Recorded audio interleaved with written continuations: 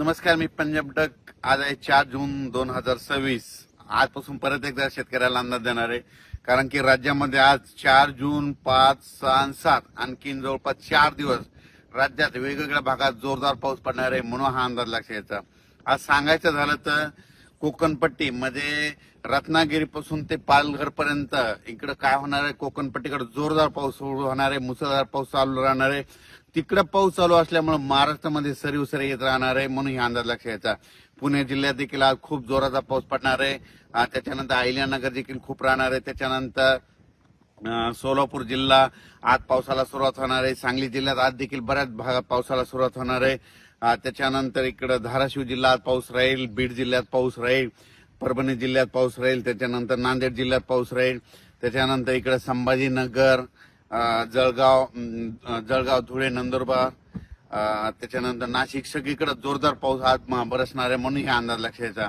आणि बुलढाणा, अकोला, अमरावती तिकडे देखील सगळीकडे म्हणजे राज्यात सांगायचं झालं तर आज पूर्व विदर्भ आणि पश्चिम विदर्भ 6, 5, 11 जिल्ह्यामध्ये म्हणजे पूर्व विदर्भात थोडा आज कमी राहील, पण पश्चिम विदर्भामध्ये मात्र अमरावती, अकोला, बुलढाणा इकडे मात्र चांगला पाऊस पडणार आहे, म्हणून अंदाज लक्षात घ्यायचा. आणि आता सध्या पाऊस चालू देखील असेल, म्हणून हे लक्षात घ्यायचं.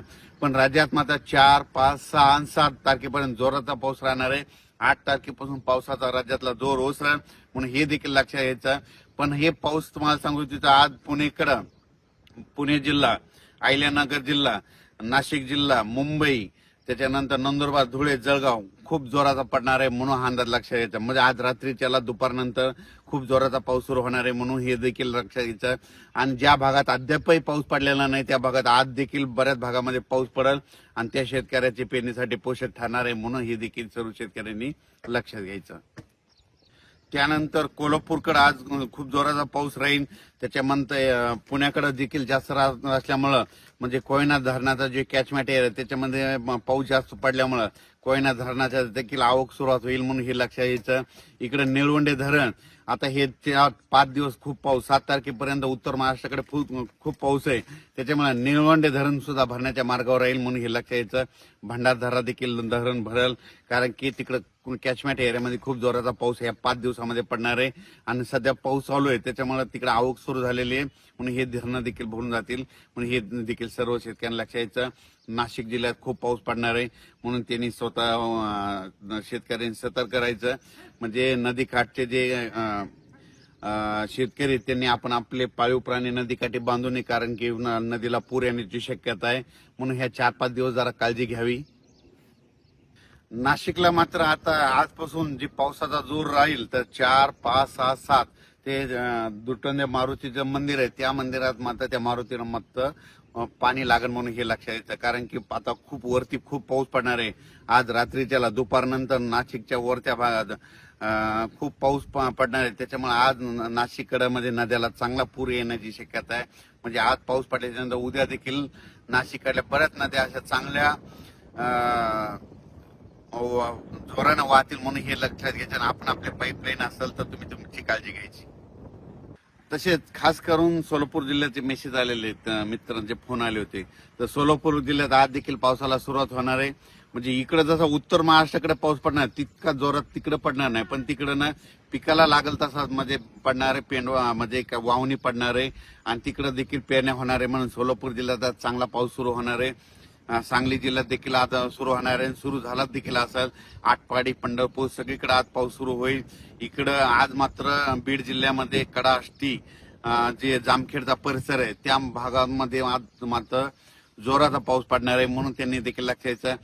अहिल्यानगरकडे जोरात पाऊस पडणार आहे. आज अहिल्यानगरकडे जोरात पाऊस पडत असल्यामुळं बीड जिल्ह्यामध्ये देखील त्याच्या नद्या खाली पाणी येतंय, तर त्यांनी स्वतःची काळजी घ्यायची. आपण आपले पाळीव प्राणी जनावरे त्या नदीकाठी बांधू नये, कारण की काय होणार अहिल्यानगरकडे मुसळधार पाऊस पडणार आहे, त्याचं पाणी इकडे बीड जिल्ह्याकडे पाथर्डीकडे येतंय, त्याच्यामुळे त्यांनी ते देखील काळजी घ्यायची. सांगायचं झालं तर नदीकाठच्या लोकांनी आपण आपली पाळीव प्राणी मात्र सुरक्षा स्थळी आणून ठेवावे, कारण की 4 दिवस आणखीन आज 4, 5, 6, 7, 8 तारखेपर्यंत राज्यात काही काही ठिकाणी खूपच जोराचा पाऊस पडणार आहे. काही ठिकाणी रिमझिम पडणार आहे, कुठं पेंडॉलता पडणार आहे, काही ठिकाणी ओढी नाले वाहतील, काही ठिकाणी शेतामध्ये पाणी सजा असा पडणार आहे.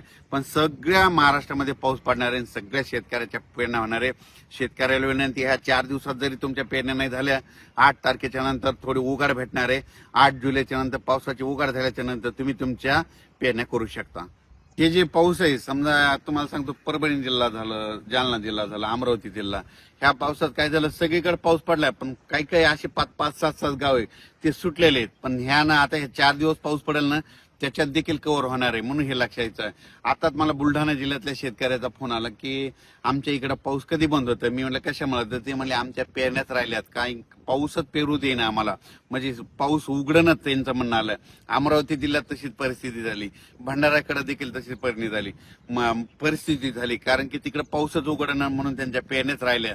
म्हणजे काही ठिकाणी असं झालं, पाऊस असल्यामुळे त्यांच्या पेरण्या राहिल्या आणि काही ठिकाणी पाऊस नसल्यामुळे त्यांना पेरण्या राहिल्या. म्हणजे दोन्ही बाजू येतात.